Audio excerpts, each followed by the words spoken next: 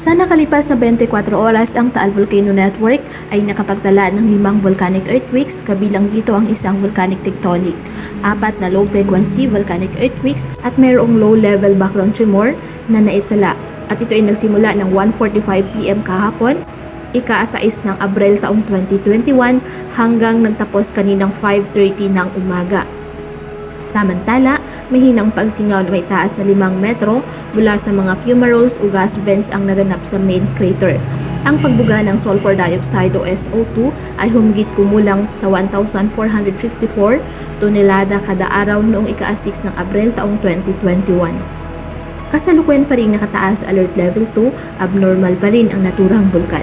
Sa Alert Level 2 ang steam-driven o phreatic na pagputok, volcanic earthquake, bahagyang abo at mapanganib na ipon o pagbuga ng volcanic gas ay maaaring biglaang maganap at manalasa sa mga paligid ng Taal Volcano Island. Kaya maigting pong ipinagbabawal ang pagpasok ng sinuman sa Taal Volcano Island na siyang permanent danger zone ng Bulkang Taal, lalong-lalo na sa may gawin ng main crater at ng daang Castilla Fissure.